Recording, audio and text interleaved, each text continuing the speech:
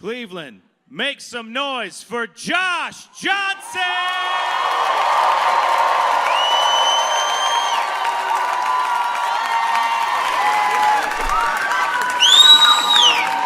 I've lived in New York for almost 10 years now, and I was reflecting when getting close to this 10-year mark on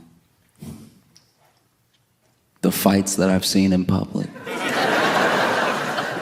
Because it's a lot. It's been a lot. I mean, I've seen plenty of fights in my life because I have not always been able to afford neighborhoods that don't hit.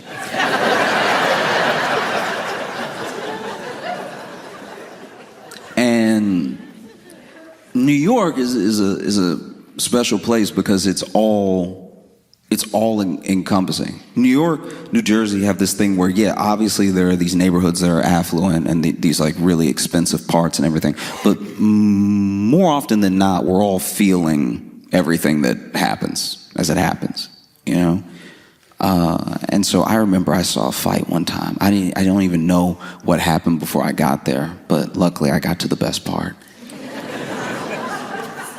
Because these dudes, I guess they had been having words for a while, and it got to the time past words. Words were over. It was time for action, and one dude acted first. He went ahead and slapped this dude, but when he slapped him, I've never seen anything like it. When he slapped him, candy flew out of the other dude's mouth, and like.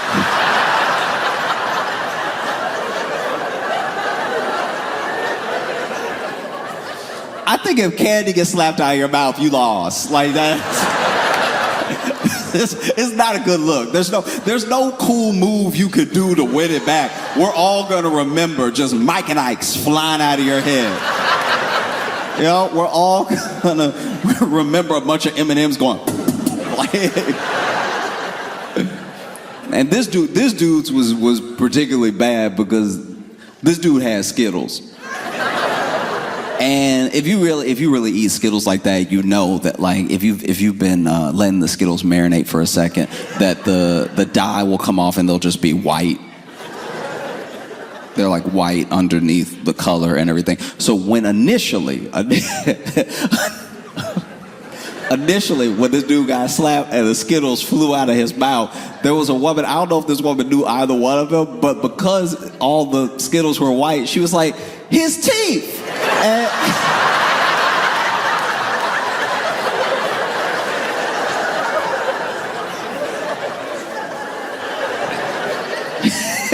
And so this dude got slapped, right? The Skittles fly out, and he has a genuinely shocked face. And I can't tell if he has a shocked face because he can't believe this dude actually slapped him, or he can't believe the Skittles flew that far. I'm not in this man's head, but what I would like to believe from the bottom of my heart is that he didn't know Skittles were in his mouth. He got hit and he was like, oh, when did I? That'd be amazing. That'd be amazing if like the universe as a whole saw what was happening. It was like that slap was so good, something extra gotta happen. Let's put some Skittles in his mouth for this moment. Because one thing I've noticed about fighting, especially in real life, because I enjoy watching like boxing, different combat sports and stuff, because it's the most original form of trying to impose your will. One of the reasons we all ooh when someone dunks on somebody is because it's kind of like they slapped them. You know what I mean? It's like this incredible feat, and it's in their face, and the other person didn't want them to do it, but they were so strong, they did anyway. Boom. And the fight is like that, but it's just quicker. It's like, oh, you didn't want to be hit, and you got hit a lot. But when you look at fights that happen in the world, you realize that most people, no matter how angry you are, and no matter what you think you can do, by the way, most people can't fight. Truly, like most people, you can get them mad and they know how to make a fist and they know how to use that fist to hit. But a lot of people, if they really try to punch somebody, they just sort of club them, you know? Most people don't have good distance management or anything like that. A lot of people throw a punch without bending their knees. That is remarkable to watch. Because that means you're either really good or you're so bad you should find peace. Like, just no movement, nothing. I saw this dude get choked out one time. But trust me when I tell you, he had earned it over the course of 20 minutes. Like, he had been such a menace, and it's so rare that you get to watch the actual bad guy lose. Because sometimes the people who know how to fight are bullies because they know how to fight, and they know that other people don't know how to fight. So then they mess with people, they play with people, and then someone finally stands up to them, and you hate to see the person in the right lose. It's heartbreaking. But then, every once in a while, somebody will just be the worst. Truly, to where we're all thinking, it's like a group think of like, man, if only someone would beat the Skittles out of them. Like,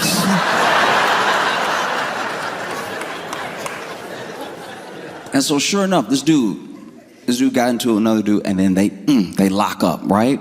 And he got behind this dude because at first it was just a lot of like grabbing because neither one of them, it looked like they didn't know what they wanted to do, and they were punching, but it was mostly they were too close and stuff. And then finally, the dude that everyone had prayed for to show up, he gets behind this jerk, and this dude chokes him out, right?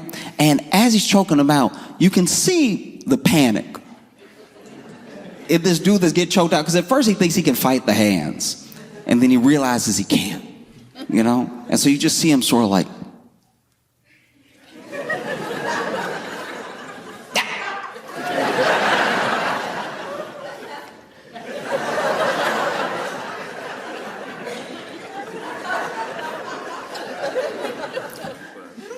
and I'm not gonna lie, I actually appreciate this about him, because in his like last couple moments before the guy like had him unconscious and laid him down, he looked around at all of us.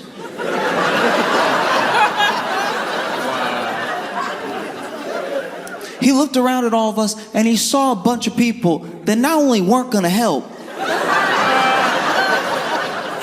there were two people independently that kind of looked like they were about to start a slow clap.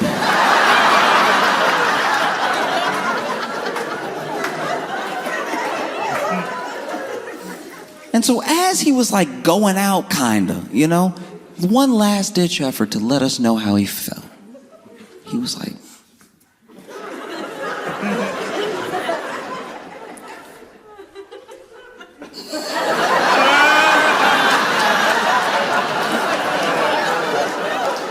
and I was like, that's somebody that really means it. That's someone who's being himself through and through, you know. I don't know if people here are aware, or if you saw what happened this week with DeepSeek and the sort of like wild AI week that we've been having, the U.S. and China. But basically, just so you know, OpenAI is the company where ChatGPT comes from and everything. A lot of people use ChatGPT now to do what people are supposed to do.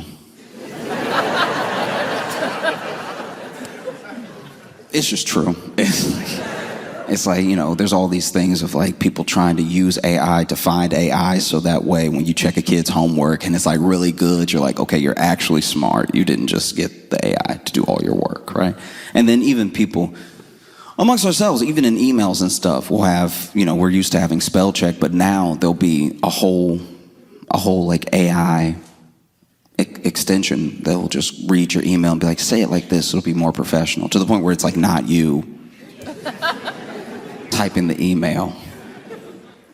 And out of nowhere, DeepSeek drops another version of it, and it's so much better than the AI that we've been using. And it's open source, which means anybody can use it. And it is terrifying to Silicon Valley because overnight, the model that they've created where they'll charge us a small fee to use the AI that they've been building, and they'll charge us a much bigger fee to use a version of AI that's more, I guess it's too easy to say more intelligent, but like more generative, right? So they had this personal assistant AI that they wanted to charge people like $2,000 a month for and everything. And then this DeepSeek thing drops, and it is so good that it sort of washes a lot of those plans, right? And the stock market lost $1 trillion of value. And it got some of it back. Don't get me wrong. Plenty of people bought the dip. But for $1 trillion to be lost and most people not notice means that a few people have all the money. Like we weren't freaking out. We weren't freaking out at all. They were freaking out, and by they I mean like 12 people were freaking out because that was their money. That's so bad when you can lose $1 trillion and most people are like, oh, that didn't affect me at all. That's $1 trillion. That's crazy. And they lost it because DeepSeek is so, it's not just good. It's so far ahead. And the US thought it was so far ahead of what anybody could do. And then China drops it, for free. And apparently it's like 30 times cheaper to use. And the numbers are here and there, but some people say it's 10 times better than OpenAI, 10 times better than ChatGPT and stuff like that. And it is genuinely harrowing because as an American, trying to drop it for free does low key feel like an attack. I'm just saying it's hard to feel bad for OpenAI. It just is because not even because they charge. It's a business. They charge a little bit. They charge a lot when they feel like it's worth a lot and everything. It's more just how AI learned, because AI learned from us. So why are you charging us? AI learned from the internet as it stands. Copyright materials, people have already sued. They've sued to be like, I'm an artist. It takes me months to come up with this beautiful painting, and now it's been stolen, ripped off the internet to be used to feed into this AI so the AI can copy my work without me ever being given royalties, acknowledged, any of that stuff, right? And that's how they built it. It's literally built off the backs of people. And so when it dropped, people were super excited. They were like, this is crazy. It could write a whole movie script in like 2 minutes. And it wasn't good, but it was fast. And at the time, fast was impressive.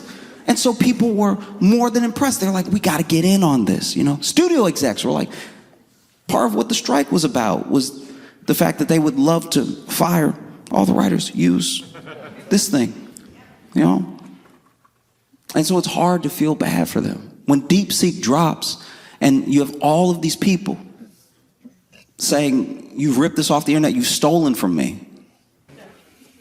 And when DeepSeek dropped, it was just so much like OpenAI got the Skittles slapped out of it. Like it just, the way that they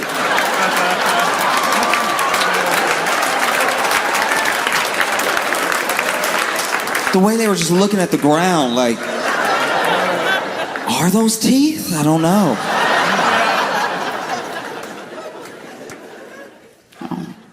And I don't know, some people go back and forth about how terrified they are of AI, what AI is going to do and everything. I'm not necessarily scared of AI. I'm not, because no matter what it can do, is a tool. And the scary thing about tools is just people. It's a tool, and any tool can become a weapon. You could use a shovel to kill somebody. I had that yep was that I know it's dark, but it feels like we're admitting to things. Like I like to make people feel comfortable, but there's a level of comfort that you should still keep a few things to yourself. That yep was too knowing. That's upsetting. Whoever made the shovel was just trying to get the dirt up faster.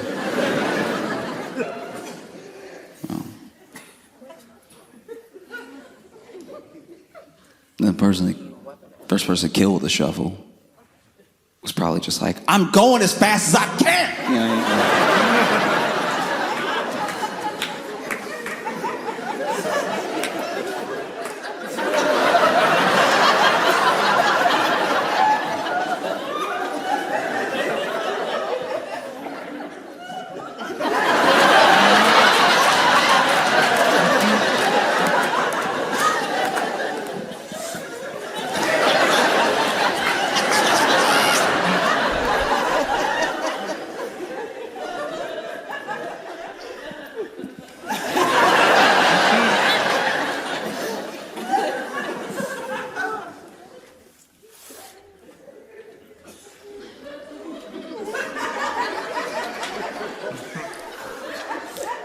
shuffle.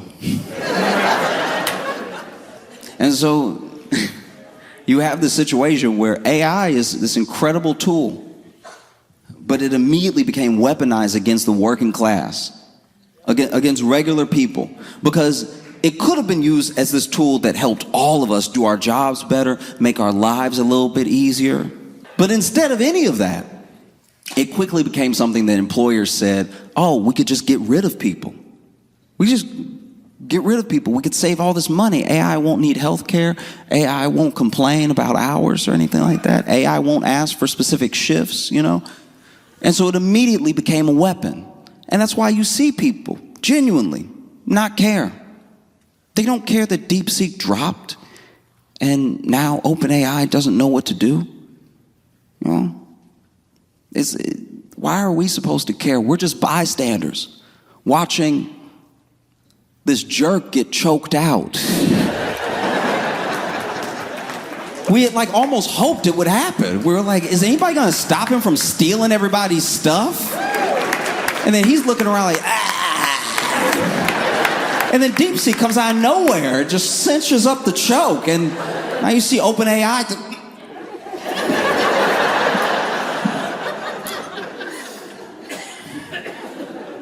Because the thing that I do fear with AI, and there's not many things, but a couple is, one, the way people use it, because I think people weaponize it against each other, and two, I do think that we're getting to a place now, because of how good DeepSeek is, that we now are so excited to be behind the wheel of a new car that goes faster than any car that we've had before, but we're not really sure how to drive it. We don't know how fast we should really go. And so now we've hit the gas to the point where we're going 240 miles an hour, but we're driving along the side of a cliff. You know, you gotta be very careful with your turns. And we're just so excited to be behind the wheel that we might go off the cliff at any moment. Because DeepSeek is, I wish that I had the acumen to describe it, because some people say the reports are overblown and some people say that it's not as good. But just to give you the best gist as I understand it, is that OpenAI has taken all this time and billions of dollars to get to where it is, right? So we're right here. DeepSeek, which was the side project of this team in China, got past them with like apparently $6 million. So billions here, 6 million here, much better with old hardware, because we control the chips. So we send the chips to other countries that they can work on the AI or not. And we sent less chips to China and older chips to China to keep China behind us. So the idea that they could get further than us with old chips is terrifying if your whole plan was to stay ahead, you know? And so now OpenAI is coming out being like, DeepSeek only got this good because they stole from us. And then every artist, every writer, every creative was like, oh, they stole from you? Oh no, what does that feel like? Theft, what does that feel like when someone steals your work that you worked on for years, really? You know? So some people see DeepSeek as this Robin Hood. It's open source. So now there are people building off of what China has done. And so that might actually be the way that the U.S. falls behind, not just because this thing is better, because another better thing's going to come. It's going to come. I'm not trying to be, that's wild. I know everyone can't hear everybody, but someone said so much better, like DeepSeek was dating them now. Like, it's just... That's wild. It's just, I will say this though, you know, we have to understand what we're making as we make it. And my fear with AI is that we get so excited to be ahead. We get so excited to be in this like arms race of intelligence that we're not really thinking about where it's going to take us. We haven't planned for it, you know? One of the reasons that Oppenheimer made his life's work after the bomb arms talks was because he knew, okay, if we stop right here and we show people what it can do, that should actually be a deterrent. But it wasn't. And as soon as he saw that it wasn't, he tried to make it one, because he was like, guys, if you keep building a bigger and better bomb, Russia will build a bigger and better bomb. China will build a bigger and better bomb. Everyone that can build one will build one just so that they can get ahead. We're in a race towards the end. For what reason? You know, and that's how I feel about AI sometimes. It's like you want the most intelligent, you want the fast, you want the smartest, whatever. Someone asked DeepSeek a question. I don't know what the prompt was, by the way. And I hope that this is fake, because it is stressful. I hope that DeepSeek was just doing what OpenAI did, that it just stole it from a poet or a writer somewhere in history that I'm not aware of. But someone asked DeepSeek something. I don't know what it was. Something. And then DeepSeek said, I am what happens when you try to carve God out of the wood of your own hunger. And I have not slept since. I don't even know what that means. But I know it sounds like it's in the Bible. Old Testament. I am what happens when you try to carve God out of the wood of your own hunger. Even if it is a quote, it picked that quote. That's a problem. I'm not gonna lie, if I'm sitting there and my computer says something like that to me, if I'm sitting in front of it and I ask, what is the weather outside? And it said, I am what happens when you try to carve God out of the wood of your own hunger. I'm going, you know what, dog? Water.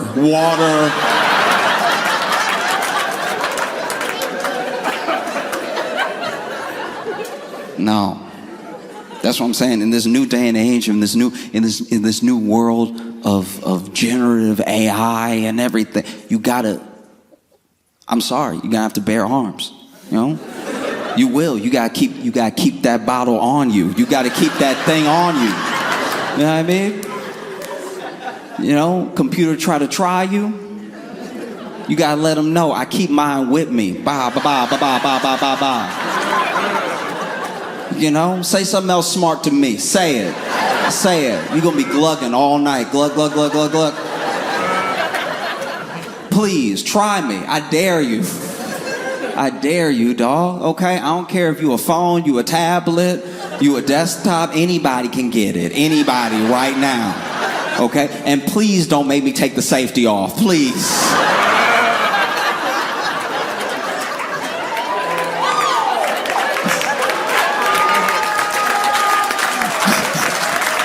There's not enough rights in the world to save you, okay? No. Nah, it's terrifying. I am what happens when you try to carve God out of the wood of your own hunger. Shoot it. Do you know what I mean? Like, I don't know if you could break it enough. Break it. Please break it. What are we even doing anymore? What's the plan now? Because I don't think that anything bad has to happen with AI. I think that some of the fears are potentially overblown depending on what we decide to do.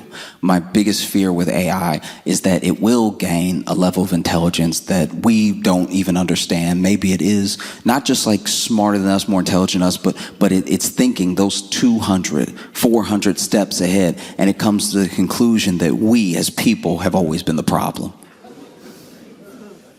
That's jarring. Because it could. All the war was us. Most of the suffering in the world is us, by us. Destruction to the planet is us. So, as an AI, what do? Probably what every AI has done in all the movies that we make about AI to not be in the situation we're in now. Do you think a science fiction writer ever thought we'd be here? He'd be like, that's why I wrote the book. I did it because of that. I don't want you to do that. Like Frank Herbert, dude. That man wrote Dune. He was like, hey, this is probably what'll happen. And we're like, we'll see. Let's play. Oh, it's jarring. Because we have to be honest about what we want from it. You know, we're innovating and we're inventing, but to what end? Like, what's the real plan here? Because if we're being honest, all we really want from AI is two things that are desperately dark. We either want a friend or we want a slave. That's it. You know, what do we use it for? What do we make it for? And what do we do with it when we have it? Do this for me. Or, hey, just talk to me for a while. You know? Like the two fastest innovations in AI every time are like an intelligence that can do a job for a person or aid a person in doing a job faster, or sex robots. And if you make a friend, you don't need either one of those things. You know? I miss just being with my friends. We're just sitting there, and I turn to my friend because I'm curious. And I go, what's the capital of Sweden? And he's like, oh, I don't know. And then we both just didn't know. But we enjoyed each other's company. That was beautiful. You don't have to know everything. You just need somebody there with you. Not knowing stuff. It's part of the human experience. You know? There's no robot that you can build, no mechanic or toy that can replace the butterflies of a first date or the ending of a great first date. That can't be matched. I don't know why we're trying to create it in some artificial way instead just working on ourselves, you know? Because I'm not gonna lie, when you see these robots, they've done tests, and there was a factory where they had a robot that was powered by an AI system, and when the robot realized that all it was ever gonna do was its assembly line job, it just shut itself down. Because it saw ahead of time, oh, nah. That seems bad. You know? Even with the sex robots. I don't know, man. I don't know. Imagine one of those robots is like, ugh.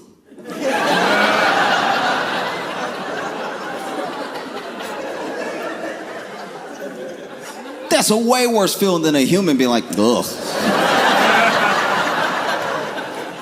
Do you know what I mean? Like with a human, that sees you in your birthday suit and goes, ugh. That's a preference thing. That's like, yeah, I mean, like people have different makeups and different like preferences and different likes, dislikes. If a machine looks at you naked and says, ugh, your psyche will not recover.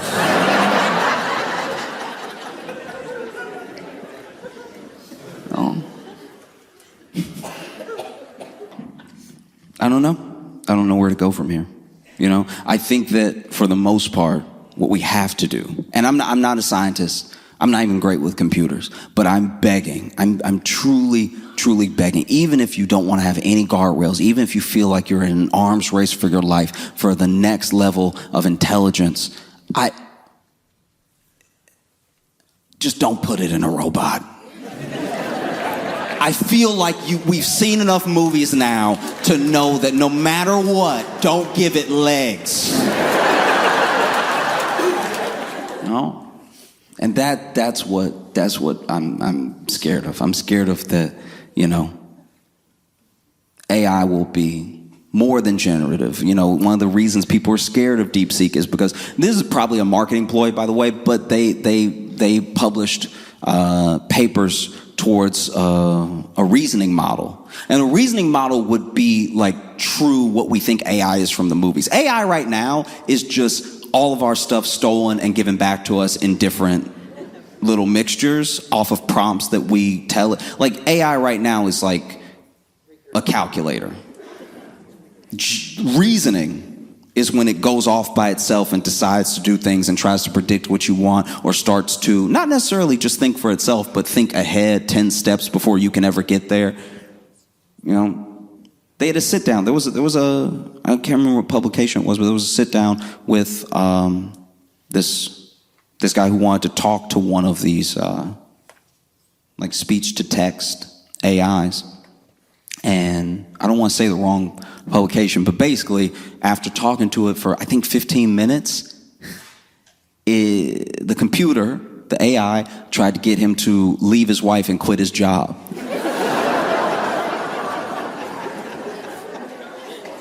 And then when he asked the scientists why it would do something like that, they said, I don't know. Then unplug it. Then unplug it. You don't know? You don't know. Okay, you don't know. We're all dead, but you don't know. All right. No, that's fair. That's fair. It's hard to know. I don't know. That's what feels so crazy about this, is that the end conclusion that something as intelligent as an AI might come to about us is that we are the problem, and we always have been. And that is terrifying, you know? I don't know if that's what it thinks. I hope it isn't. But I know it said, I am what happens when you try to carve God out of the wood of your own hunger. So I don't know, maybe.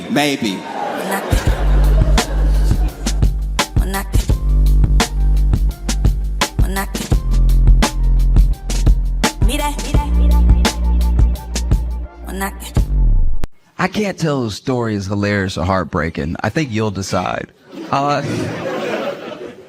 There's a pastor in Colorado that scammed his congregation out of $3.2 million. No, it's a heartwarming story. It was all for crypto. He made a coin. And he passed it off to his congregation, saying that the Lord wanted to bless them. And then they invested. And then he's now been caught and is being charged with fraud.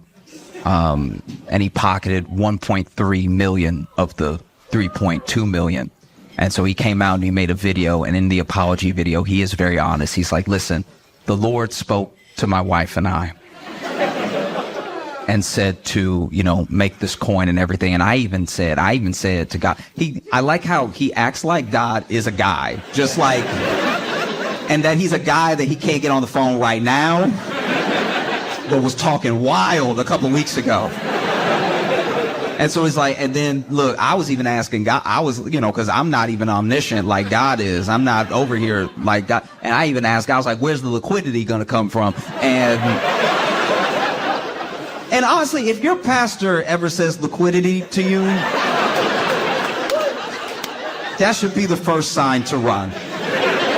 Run as fast as you can, as far away as possible. And so he's like, I even asked God, where's the liquidity going to come from? And God said, trust me. And so then I immediately told you it would be fine. That's my bad. I want you to know, out of that 1.3 million that my wife and I pocketed, 500,000 went to the IRS, which is a meaningless detail, by the way. Like, yes, you paid your taxes, but that's just a weird thing that the pastor did to be like, hey, look, while we're being honest, I got fucked too, okay? IRS really get everybody, don't they?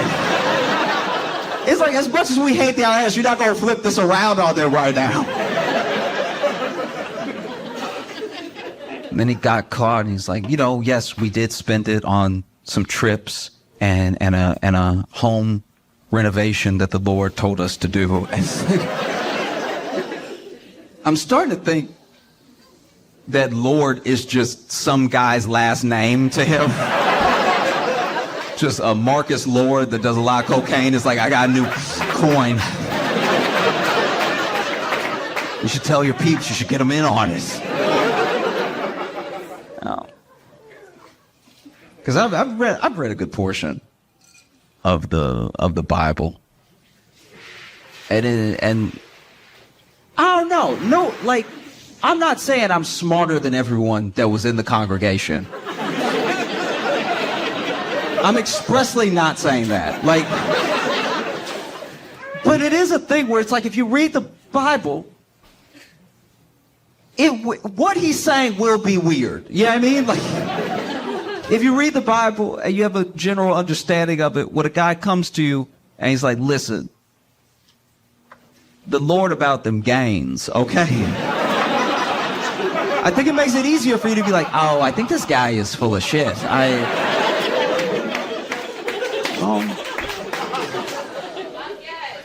Thank you.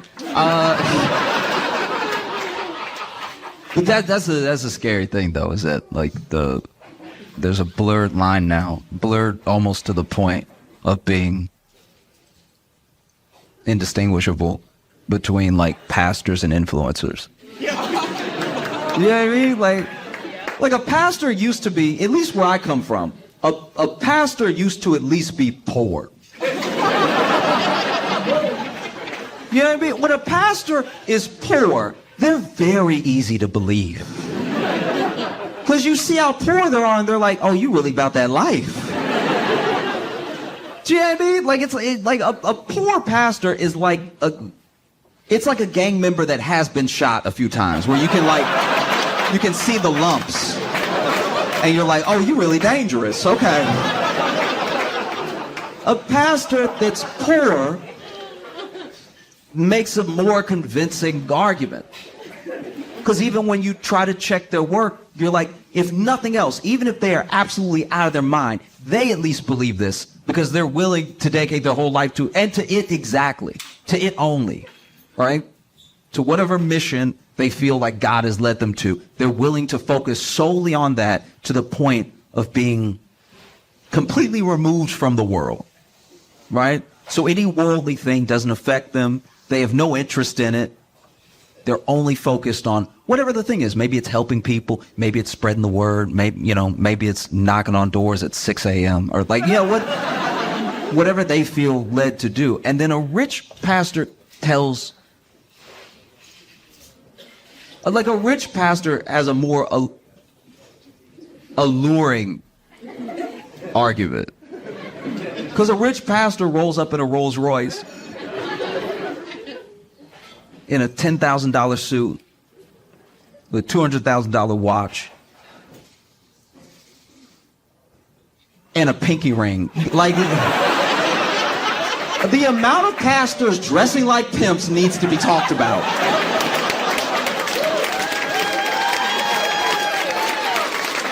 Do you know what I mean? It's like there's too many wires crossing with, like, I'll see a pastor dressed fully like Don Bishop Juan, and I'll be like, oh, yes, you are pimping your congregation. Yes, I get it. Wow. And in their faces too, you're brazen with it because you dress rich in front of them and they're poor to make you rich. And wow, that is ballsy. Maybe you do have God's protection. That's crazy that you're going to do that in their face. And then you tell them what you buy. If you see these televangelists, they tell the people what they bought with the money that they said was going to missions and to... Because when the plate is getting passed around, it's so that we can help the poor and that we can spread the word and that we can, sort of build up the church to have things for you as a community. One of the only reasons to have church is for a community. It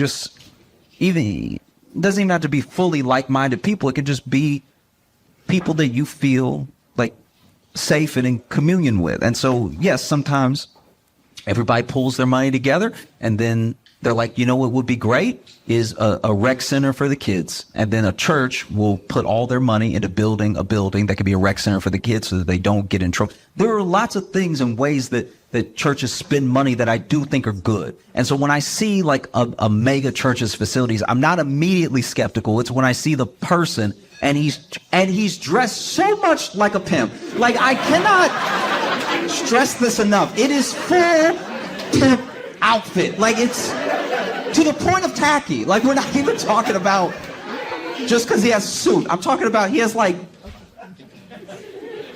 they are all stopping short of a cane. Like,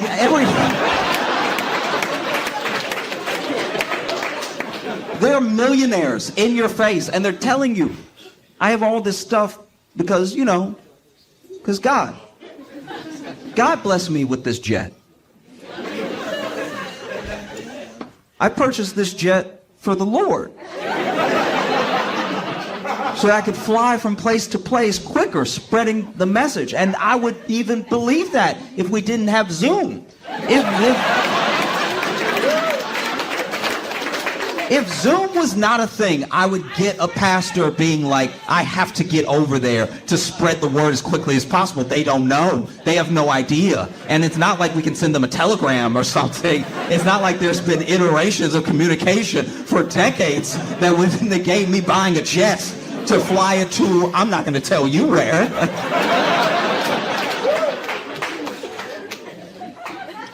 Like, how did we get here? And look, it is probably, it's probably an easy thing to have happen. It is. It's probably, I think that I'm trying to be gracious for a second. I really am. I'm trying to extend an olive branch for a second and just, no, just hear me out. I do think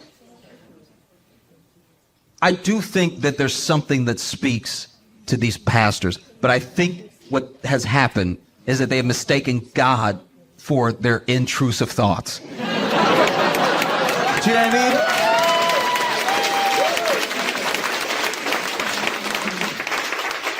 Because I don't know all of you, I don't know, exactly what your lives are like. I don't know if you grew up with religious or not, or what religion or anything. I'm just saying, as individuals, every single one of us here, if we were to lead a congregation and we were to pass around a jar or a plate, collection plate, anything like that, and everybody gave something because we made a compelling case that it is your job as a citizen of the world to help people that you may never meet, right?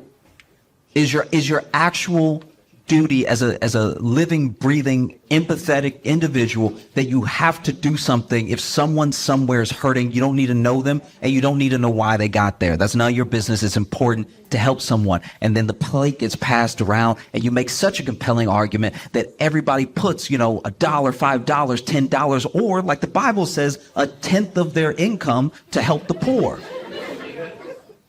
And then church is over.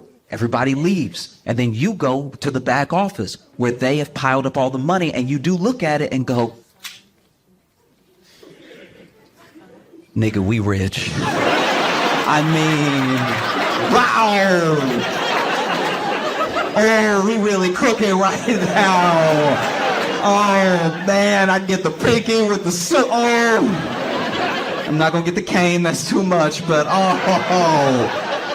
Just looking at a pile of money, a pile of envelopes with a tenth of someone's paycheck in order for them to either like spread the word of God or help people that they will never meet, build a well, do something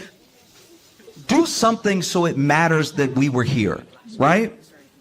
And then you see the money and it's stacked pretty high because it's a big church.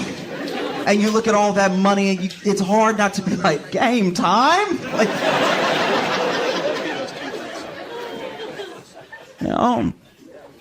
that's a tough thing. A friend said to me today, because I was telling him about the story, and he said to me that if churches did what they were supposed to do, we might not have much homelessness. You know what I mean? Like if churches were really about it, in a compelling way, in a way that was genuinely uncomfortable.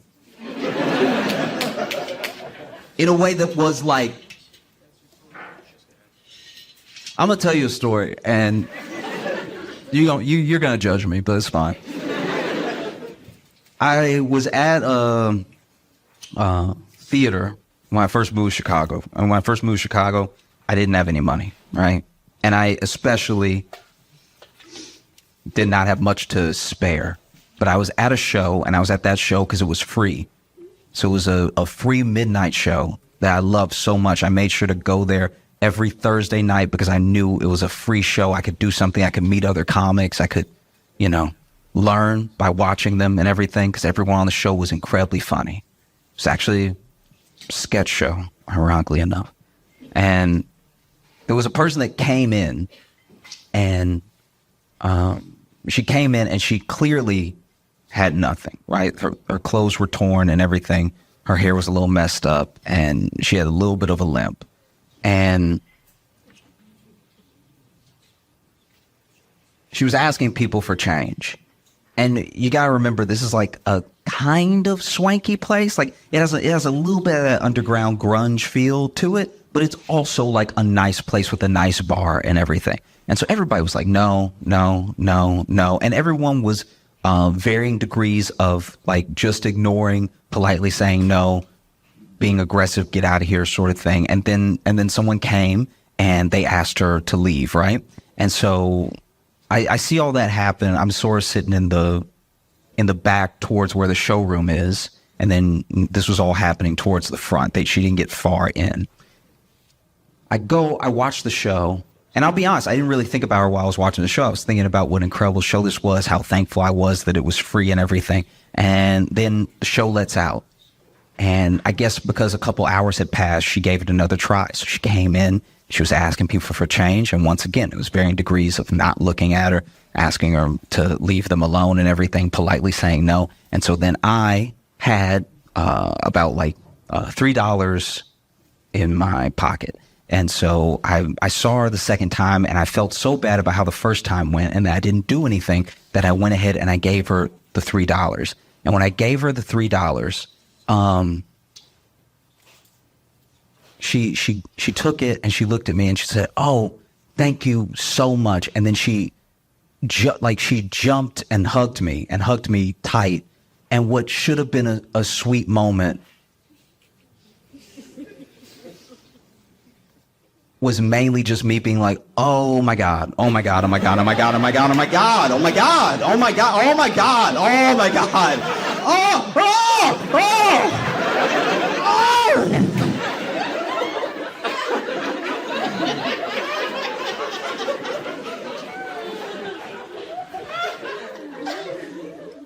And then she walked off, happy as could be, walked out of the venue. And then I was like, I gotta wash my hands, I gotta wash my hands, I gotta wash my hands, I gotta wash my hands.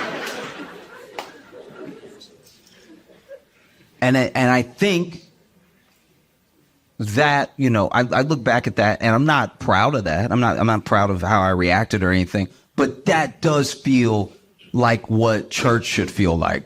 Like, instead of just being boring, it should be like, oh my God, really? Oh wow, everybody really is welcome. Oh jeez. All right, cool.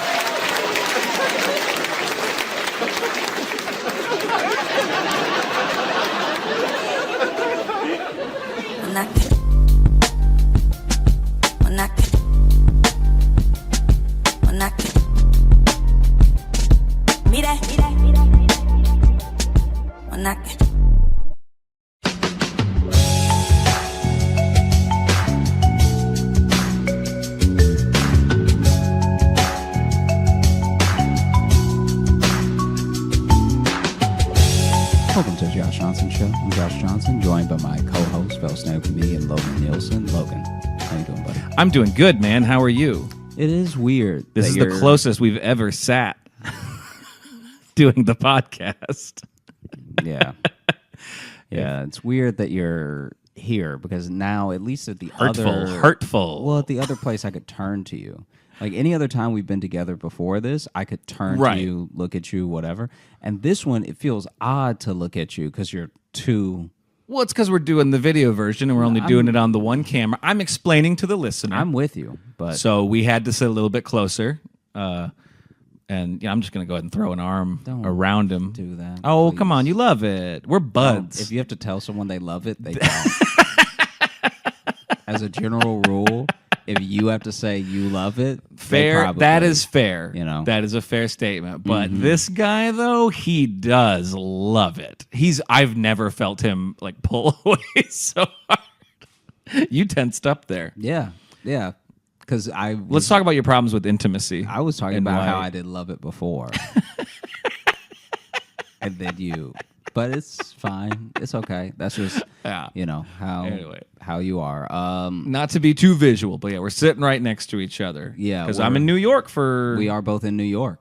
Yeah, you're about to leave though. Yeah, I leave tomorrow, but we're in New York right now. Yep, now. So how was it getting in? It was all right. We got in kind of late last night. Jess, if you hear any clicking, that's also Jess taking some pictures. That's okay. Yeah, We've done that before in an episode. We're getting some photos done while we're recording. It was good. So on the flight out, so Jess was window seat, I was middle, and there was a guy on the aisle. And he, when the flight first took off, like I just had headphones in, was chilling. It was actually like the most calm I've probably ever been because I don't really love flying. And I was actually like really just kind of like relaxed. We had several margaritas before we got on the plane too, so that probably helped. And then I just noticed the dude next to me. It's like he's really uncomfortable and keeps like leaning forward and like just is like really kind of having a hard time. And then I want to say we're probably like 20 minutes into the flight, maybe. We weren't that far into it. It wasn't even to the point where the puppies got stolen. Right. I can't, honey, no one will be able to hear you say that whole thing. I was just looking for like a yes. I hope they can hear it. That was...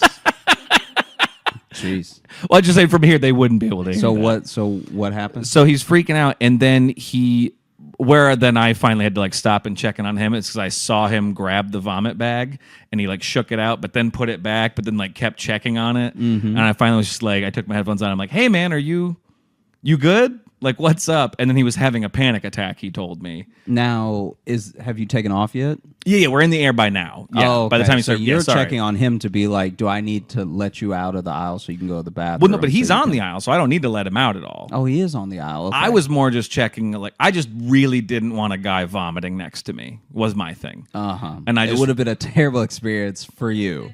Yeah. It would be a horrible experience. Well, no, for Logan. But no, I wanted to see if I totally different person. I wanted to see a panic attack and threw up their guts. Okay, no. I didn't know he was having a panic attack. All right, I just saw him. I just saw him grabbing the bag. I wanted to see because I couldn't tell if he was like sick or was just having like a hard time. Yeah, you know what's funny is that in this situation, someone that's gonna hijack the plane and somebody scared of a hijacker look exactly the same. They have the same level of like nerves. They have the same like, whew, okay, all right, Yeah. Oh, be with me, God. And it's just like, it's like for those early few seconds, minutes, you can't really tell. You can't tell if you're like, is this the guy or should I help this guy? Well, that's the thing. I just couldn't tell like what was going on with him. Yeah. Because he was like, he wasn't just, if he was just going like, like then I'd be like, okay, he's gonna just throw up. He's just okay. no, but I'd be like, he's definitely sick. Yeah. But the fact that he was so fidgety and like kept like not sure what to do with himself, I'm like, he may just be having like a freak out. Yeah. So thank you for turning this into me being a selfish villain, because the whole point of it was I actually took my headphones out and I talked to him for the rest of the flight. Yeah. Just to calm him down. And he was very kind. I'm very glad, because that could have backfired. You know my hatred of talking to people anywhere. What I like is there should be a whole storyline of you being an anti-hero, of like you talking people off of ledges that are like about to commit suicide because you don't want to see a dead body. Yeah, you're like telling the dude, you're on the bridge with the dude, and you're like, listen, if you jump right now, I don't know if I would ever be able to unsee. And I go this route to get home every day, so you would be ruining my commute for the rest of my life. You're gonna fuck up this whole block for me. Yeah, and I don't need that. I live nearby. Do you really want me to have to go around? Don't do this to me. Yeah, don't do this to me, sir. I don't care about your family. I do not care about your family. I need to make that very clear. Yeah, don't do this to me. And then he's like, you know what? You're right. I should kill myself at home. Great, because I don't know where that is. Yeah. So you do it. Okay. So then this is you helping this person. Yeah. Okay. I didn't expect it to be me become the villain so quickly in the story, but yeah, it was me. No, I was saying it would be funny. No, I know. But no, it was me. Then I just talked to him the whole time, and which helped him calm down. He was very grateful, and he was a very nice guy. Yeah. Nice talking to me. He lives in New York. But yeah, he was just having a panic attack. And so we talked about it, because I've had panic attacks. So I'm like, listen, I get it. Yeah. And so we just talked for the rest of the flight, and then that was it. And then when we got into our Uber, I always like talking to Uber drivers, particularly in New York. I like New York Uber drivers, but by that point, I'd spoke on a whole flight, so I was silent. Yeah, you're pretty spent. I have so much I don't know, small talk in me. I feel like I don't want to overshoot it, but I could easily say that maybe 1/10 of the stories that are told to me that I tell on the podcast are Uber drivers. Oh, absolutely. Because you even saw in DC, when we were in DC, I just asked them, I'm like, what's the longest ride you ever had? What's the craziest ride you've ever had? Blah, blah, blah. And sometimes they give you nothing. Yeah, sometimes they're like, hey, drunk people drunk. Yeah. And you're like, oh, all right, there's not a lot to pull from there. Or some give you the vibe of just like, oh, they want to just do their job and just get you out of the car. Yeah, but every once in a while, somebody's thirsty to tell you. Oh, yeah. Okay. We had one of the guys in DC was just like, he wasn't going off of like. Which one was that? The guy who was talking about like comedy and stuff like that. And oh yeah. His eyes. Oh yeah. What happened with that? So our Uber driver in DC, or maybe we were in Arlington for this one. I mean, they're right next to each other. And he was telling us, this is so funny. He was like, I got the new iPhone, but they were trying to upsell me. And so I wasn't sure if I was making the right decision, because then some guy that was trying to upsell me was like, no, you got to get the latest version because they're out here playing games with this middle one. You got to get like the tip top, and you got to get the most memory because you don't know, it could be the end of the world. Like the dude was like really upselling him. And then he wasn't sure if he should even get a new phone because it's not like his regular phone was broken. Then he gets the new phone. Yeah. And it was like the newest at the time. Then he plugs it in, and it's supposed to have this great battery life and everything. And he kept saying that he was looking at it, he kept saying 50%. Yeah. And no matter how much he charged it, no matter what he did, it kept saying battery life 50%. And he was like, what the fuck? And it went to 50% early in the day. After him charging it, which was especially why he was like, what's happening? This is crazy. Yeah, this is supposed to be a better battery, but it's only at 50% ever. Yeah. And then he finally put on his reading glasses. Yeah. And realized it wasn't 50, it was 5G. It said 5G in the corner. Yeah, it had been saying 5G all day. All day. And he was like, this battery trash. Which is also good to tell you while he's driving you around, to be like, listen, Yeah. I can't see great. because he didn't have glasses on while he was driving. That is true, actually.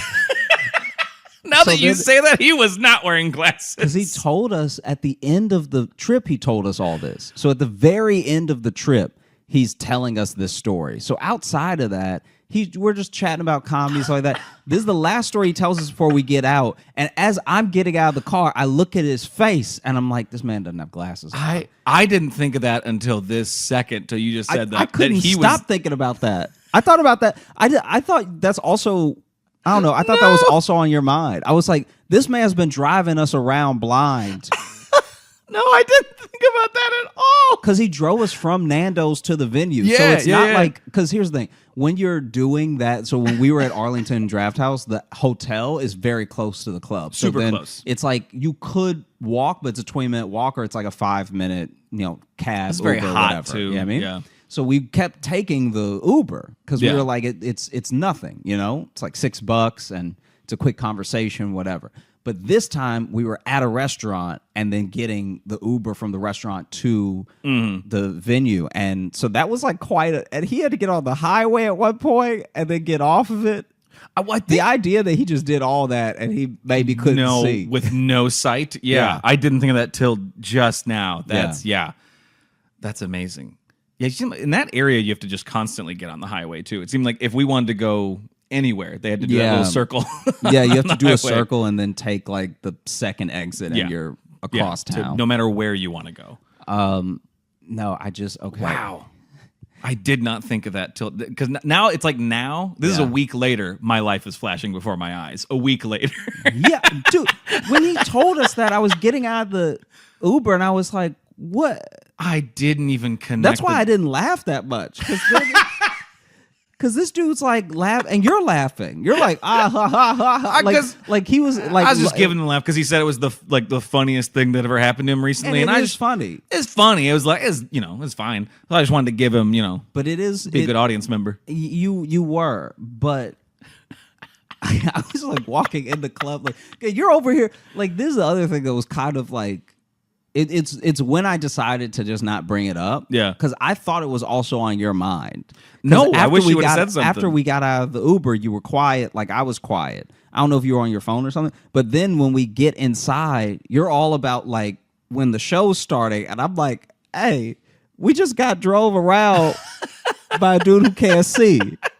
No, and so you're over here asking like, so you think we'll start like maybe in 10 or like he's going up to the manager being like, hey, do you know when I was being professional. You can just say the one word. I was being professional. You'd be a very, very on point, very professional, but in a way as if you didn't just escape death. And so then I'm standing there like just staring in front of me and and you're like, okay, good. And capacity's good. Like, just. Well, because we were getting there like right at showtime. And we were bringing food to the staff too, wasn't it that day? Yeah. So we were like, I also wanted to make sure like we got that part done and then got backstage to the green room and stuff. I was just shifting into work mode once we got there. I wasn't whatever, man. That was upsetting. Don't worry. After my set, I was contemplating my life and mortality. But that's just because that first one I didn't feel great. But no, it was terrible. Damn. Yeah, I didn't think about that at all. Yeah. I wonder how they had the Uber papers come out this week. Have you seen that? No, what was that? Oh, it's pretty horrible. Tell me about it. I don't even know enough about it to talk about it at length, but basically there are these internal papers that I guess got leaked or they're maybe court documents on a lawsuit or something, but basically the public now knows that Uber knows as they expand that they're like crushing the economies of like the places that they move into as far as like the gig economy there. Right, yeah. Like they already know. They're smart enough to have done the math to know that you're not going to really make the money that people assume they're going to make. And then there's also something about how they leveraged a thing going on in South Africa where the cab drivers there were getting very like agitated and sometimes maybe even violent around Uber moving there and everything. Oh, okay. And they leveraged that to be like, see, why do these people not want you to have good prices? Like it was kind of like vilifying them. Yeah, and so they've done a lot of stuff like that a few times, and it's all in these documents, and it's kind of crazy. So I wonder if there's just a floating document out there of like, hey, Sam can't see, right?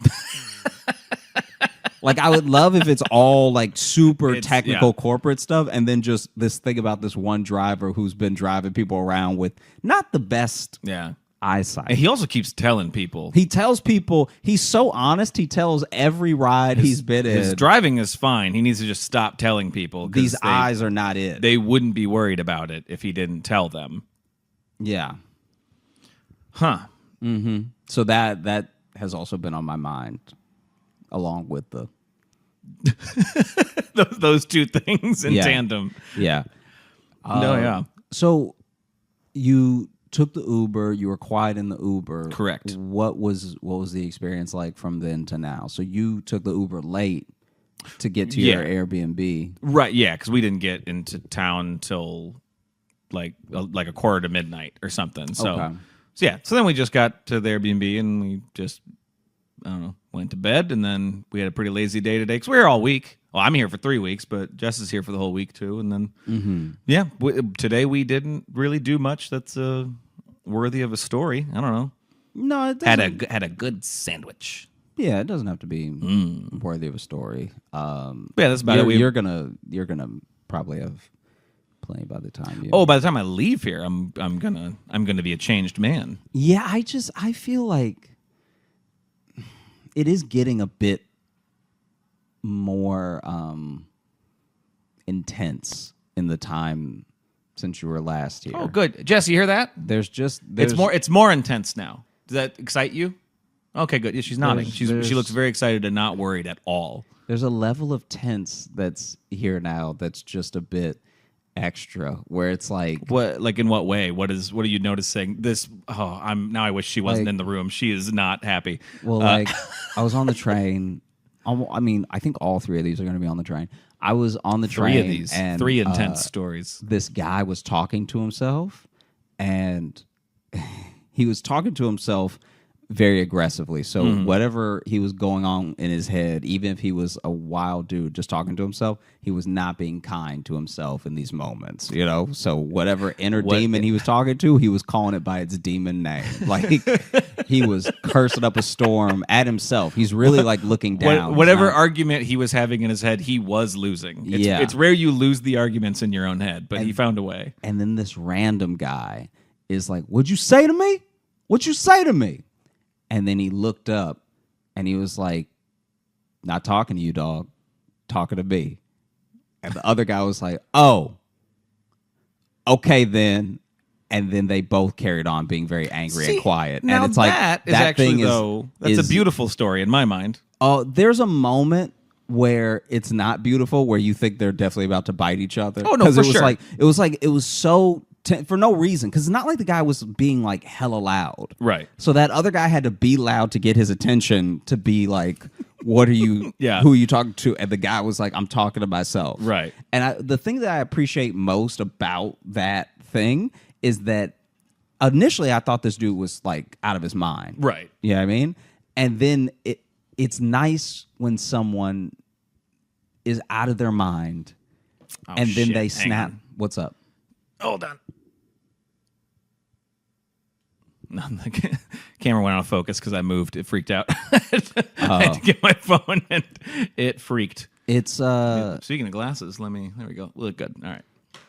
It's nice when someone is like out of their mind and they actually snap into it for a second. Yeah, especially there, he snapped into it to alleviate a potential conflict. That's rare. Yeah. That's super rare. I feel like before, he would have just talked to himself and no one would have said anything.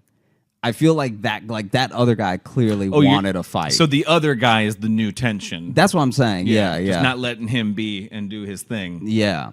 Yeah. And then also, this is maybe when I came back from Arlington, there was a guy who had a bag of sodas, right? But not like a bag full of cans of soda. I'm talking about he had a genuine bag full of liquid. Full of loose soda. Full of loose soda. So he had a bag of soda that was like clearly a bunch of sodas. Right. Because it wasn't dark brown enough to be just Coke, but it was light brown. And it was like, okay, this looks like it could be. I mean, maybe it was RC. Who knows? I was going to say RC or maybe a Lipton iced tea. But it seems like a bunch of sodas. A bunch of something you don't want him spilling in right this now. Clear bag. Yeah. And the bag, I don't know how this man did it, but the bag is tight. The bag is like... So you say a clear bag is like a clear shopping bag? Or a clear shopping bag. like tied up in a knot up top? Full of soda. Like... where you can see the bubbles. So it's definitely carbonated. It's definitely carbonated because you can see the bubbles. He's just got like a bag of soda.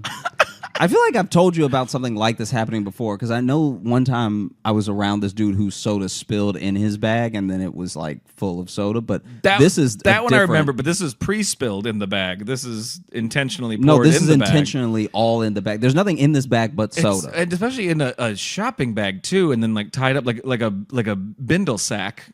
Yeah, in a knot to hop the rails. Yeah, in a knot. There's just this huge bag. That's wonderful. Of soda, and basically, he's not like being careless with it. I need to point that out. It's not like this dude This is precious cargo. Yeah, it's not like this dude is trying to be reckless and dangerous with this bag, right? Not threatening anybody with the bag, anything, but.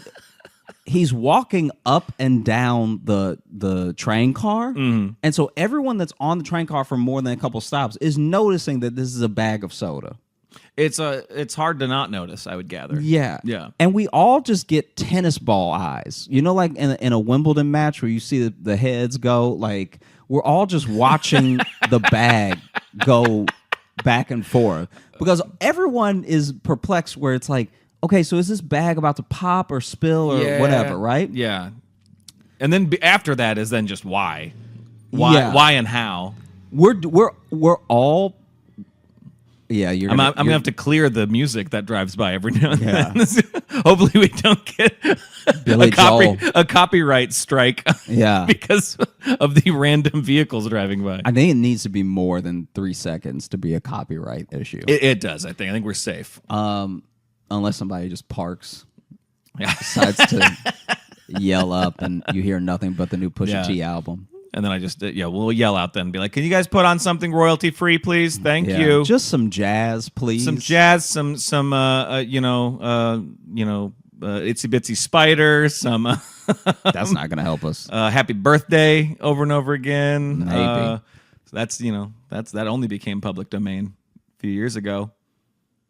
So there's this bag. Sure. And in the bag is like swashing. So it's not like it's tight to the point where there's no movement of the liquid. That would be very impressive. It would be. If it was airtight in a bag like that. If it was just a bubble with handles, that'd be fire. That'd be amazing. Yeah. It's almost that, but there's just enough room for a little bit of swashing. He has not perfected it yet. And so he's going back and forth, back and forth, back and forth, and we're just wondering whose day is going to be ruined. Because when this bag goes, it's gonna take a couple people with it. This is an unfortunate game show. It's getting to the point where as he's pacing back and forth, and it looked like, I don't know if this is going to make sense, but he looks like someone who would have a bag of soda. Like I don't know how better to describe it, except he looks like a person who would have a bag of liquid that is tied up, and he's gonna open it and I guess pour it on his head later, or just stab it with a straw and go to town.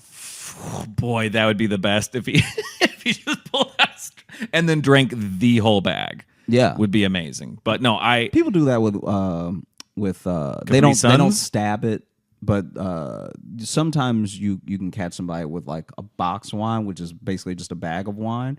Just those little ones. Yeah, just yeah. Oh, for sure. Know? Yeah, no, that makes sense. It's meant for that. You can do that, but not your homemade soda Capri Sun that you've made. But he's like, I'm trying to imagine what he looks like, and I have an idea, but I have a feeling if I saw him, I'd be like, okay. Also, should point out, there was a point where when I saw him with the bag, I obviously saw the carbonation, the bubbles, everything, but there was a split second where I was like, that man is like, I thought there was a bag of pee, and I thought that he was very sick. Because if your pee is carbonated, you have too much cola. Well, and it's that dark too. That man is dehydrated. That man is dying. That man, I don't know how he filled a bag by being that dehydrated. I honestly think he must be taking this bag to the doctor to be like, listen, this is how much comes out, and it's this color. Yeah. What do I do? Also, it's fizzy. So it's fizzy too. If you can tell me what new thing I have, that would be great. And so basically, we're watching this dude up and down, up and down, up and down, and then finally this guy gets on with an umbrella.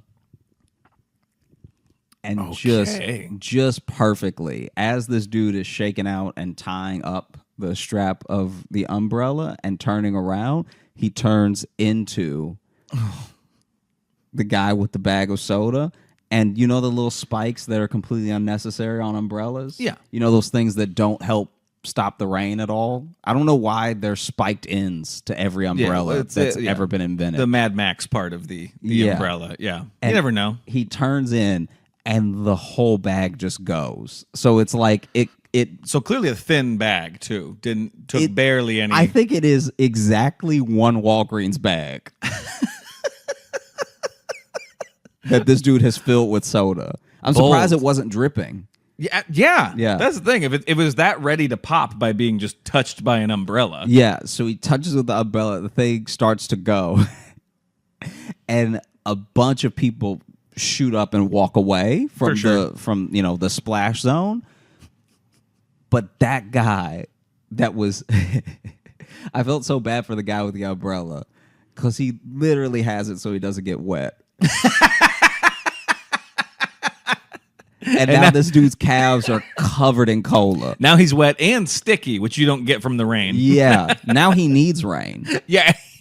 Now he's going to go outside and he's like, fuck, I really wish it was raining. Now he's just going to go outside, back of the leg first, moonwalking in the rain to try to get some of this sticky out. Because this guy doesn't know what it is.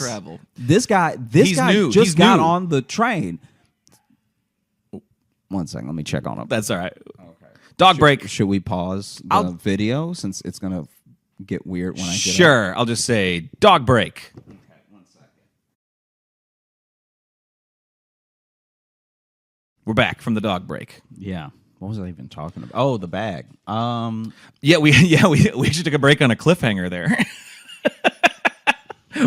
What will happen next with the bag of soda? Stay tuned. So the bag explodes like it popped. It didn't just leak. No, it didn't just leak. Because that would have been very funny. Because he would have tried to catch it and it would have still been dripping, and then another one would have poked open. My man, this dude's bag. This was a water balloon, soda balloon. It really split, and so then it just is rushing, and honestly, a torrent, if you will. Honestly, more full than I gave it credit for. He got a lot of soda in that bag. He got so much soda in the bag that so much came out it felt like a cartoon.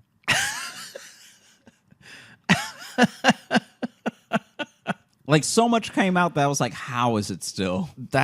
And then the guy feeling it is terrified. Yeah. This is a true nightmare to just have something like wet on the subway. And sticky.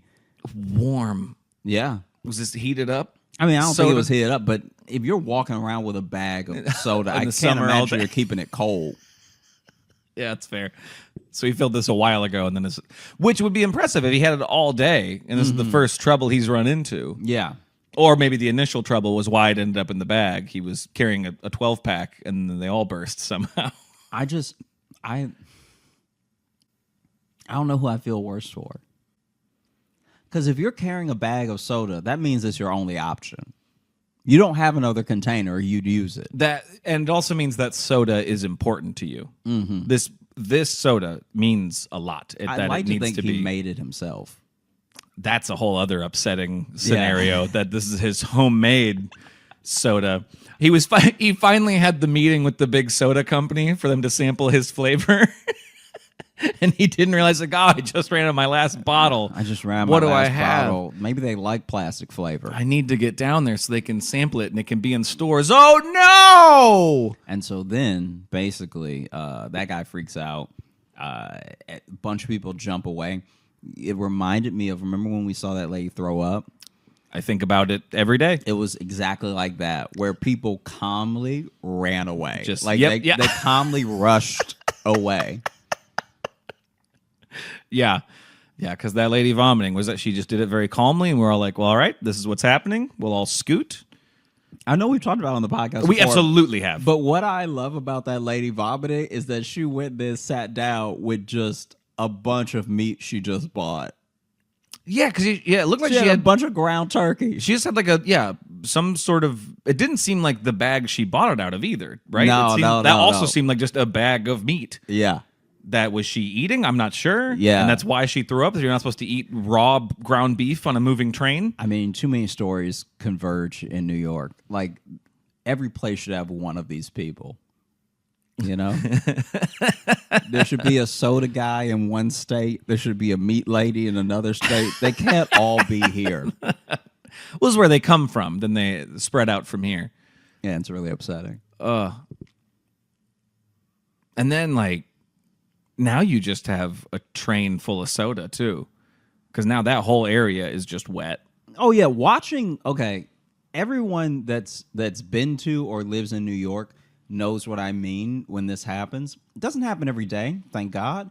But there will be a time where you're on the train and someone's bottle or can has spilled. And so now we're all with our eyes watching the trail, the uneven trail that the liquid makes. And you're checking, is that liquid coming to me? Is it taking a left? Is it going straight? Yep. And I wish I was better at physics. Wish I knew more about fluid dynamics to know where this is going to go. I don't know how that would help in this situation. I feel like you could look at it and you could have an idea of maybe what grooves, Yeah, that's also when you know you've been taking the train too much. When you're like, oh, we at Hoyt Skimmerhorn, this liquid about to take a left. No one wants to be that well versed in something that nasty.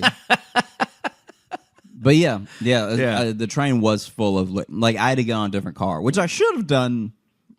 Yeah, but earlier, but I wanted to see the end. Exactly. No, I just wanted to see it pop. That's why we all stayed on. Absolutely. We were like, who fills a bag with that much liquid and gets away with it? Because honestly, even yourself, you're like, even if it's me, this is going to be a hell of a story. Like, yeah. But like, yeah, that's of course you stayed to see if it was going to pop. I mean, if it was me, I think I'd be in jail. I don't think I would just let someone leak hot soda all over me and not lay hands on them. So you would have beaten the man with your umbrella. I think I would have tried to choke him. Wow. I think wow. I'm not a violent person, but it's so random that I think you're allowed to lay hands at that point. It's so random you're allowed a random act of violence. It's so odd and so rare that I think even a monk would be like, I renounce all violence except if I'm on a train and someone splits a bag of hot cola all over my ankles. Then I can go to town on them. I am against violence unless you fucking spill on me. And then it's on. Then it's on. Otherwise, I will not crush a fly, but I will not be sticky. Yeah. I won't even be mean to a cat, but if you get cola all over my calves, it's over, kid. I'm going to jail. So then what was, I know then everyone like left. How sad was the soda man? No, he was disappointed. I was absolutely. Did he just sit there with his torn bag, just looking at No. and just that sad Charlie Brown music comes in. That dude screamed no way too loud, and then that was sort of it. Was it a short no, or was it like a no? It was pretty long. Oh, good. It was a good dramatic no. It stopped being no, and then just started being screaming. Oh, that's a good no. No. Yeah. It was wild. I was not a fan at all because now it's wet, sticky, and loud in here. I was so upset. By the way, I'm filming a new special. It's gonna be called "Wet, Sticky, and Loud." That's gonna be the title. Sounds great. How did Umbrella Man react? I mean, obviously he was disappointed. Did he shout or did he? He was also screaming. He was also screaming. Yeah. For him, you have to keep in mind that for him, he's just got on the train and he's closed his umbrella. Yeah. And then he feels however that soda felt. I just made it hot in my head. Maybe it wasn't hot. Either way, if you step onto a train and the first thing that happens is your legs get wet, you just have to assume someone is pissing on you. And so you've walked into a current of piss. Because he looked dry, you could see his brain break for a second. Oh, absolutely. Where he's like, no, I'm inside. How am I getting this wet inside? I didn't see a bunch of water flow out, so I surely didn't step into. There's no way this should be happening. Yeah. And then he turned around, he saw the bag, and he just started screaming. But he was screaming more like, what the hell, what the hell, what the hell? Absolutely. Well, I'm sure that he wants to say, what is that? Yeah. What did you just get on me? Yeah. But his brain probably can't even put that together. Because, I mean, it's in his shoes. Like, I honestly. It's legit everywhere. Josh, I didn't even think about it being in his shoes. I was literally only thinking of it on the legs. And now his shoes are filled with soda. Yeah. And he just has to just walk his way. Yeah. Yeah. To, I think, a fire to throw his clothes and shoes into. Just do a duck walk safety. Home. I hope he was going home. That'd be terrible if he was he's on the way to work. Way to dinner. Oh no, I've got a hinge date. Yeah. And I have to explain why from the knee down I'm wet and making squelching sounds. Yeah. Yeah. And then the third thing. Yeah. The third thing was I feel bad because I laughed at this really hard, and I shouldn't have. Because everybody's different. Right. So I shouldn't have laughed, but it was my first reaction. Basically, I was on the train platform now, and this person was using the elevator that's on the train. Now, not every station is wheelchair accessible, but a lot of them are, so you can use the elevator. Some parents use the elevator for their stroller. Yeah. So, this woman... For the ones who don't want the kids to have a really fun ride. Yeah. Yeah. Yeah. For people who want unshaken baby. Wee! So, this woman walks out of the elevator, which is already... I'm always surprised when the elevator opens because I'm surprised that anyone would take it. Like, I actually think it would be cleaner to just crawl up the steps than to be in that elevator. Right. Because that elevator is now a closed space of nastiness. Yeah. And a tight closed space. And they don't move quick either. Mm-mm. You get in and they sit there for a second. If you smell something, you're going to be smelling it for a while. That is your smell now. And so this lady gets off the elevator and she's pushing the stroller along. I don't know what bump she hit. I don't know. I did not see what caused this, but her stroller starts to tip to the side. And as it's tipping, she doesn't seem to be paying attention to the tip. So as it's tipping, she's still just pushing, But there's definitely been a bounce on the left side to where it's like, it looks like it's about to go. And then she essentially just starts letting it fall over, and it's not until her hands are maybe like a little too at an angle, like just a little too curved, right, that she realizes like, oh, it's going. And so then she tries to save it. But whatever's in the carriage already starts spilling out. So it looks like this kid is about to fall out from the overcorrection. Okay, the way you worded that, just like whatever is in the carriage, it's like, and that is also soda. Yeah. It'd be amazing if that was also just a bag of soda. A carriage full of soda. This is what people do now. We just haven't caught on. Listen, we're trying to save the environment. Okay, we're getting rid of plastic. So now, sorry, you got loose soda now. Yeah. That's how it works. No more bottles, just plastic bags. You bring what you got. Those aren't worse at all. Those aren't somehow less reusable. Well, you're reused. Yeah, exactly. You're bringing them in. Mm-hmm. You go down to the soda store, get whatever container filled, and then you can go home. We'll fill whatever you got. Yeah. Yeah.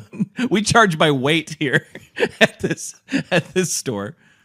So then overcorrects. It looks like the baby is gonna tip out anyway. Mm-hmm. A different lady who sees the whole thing happen screams because now the baby's about to like hit the platform. Jeez. And once a baby hits the platform, you're done with that baby. Jesus, Josh. No, but I'm saying that's an unusable baby now. Like, tell me that's a level of germs that baby's encountered now that'll never be the same. Oh, you're going off of germs. I thought we were going off of, the what? The impact. No. If a baby's face touches a platform floor on the train, that's going to be a different person now. Our priority. Well, yeah. Tell me I'm wrong. That's going to be. No. You're not wrong, but you're right, but for the wrong reason. I'm just saying. It's like I'm just saying they have soft heads. Is where I'm coming. I wouldn't from. even talk like this if when I was a baby, my face had touched the floor of the platform on the train. God. I'd be a hardened individual.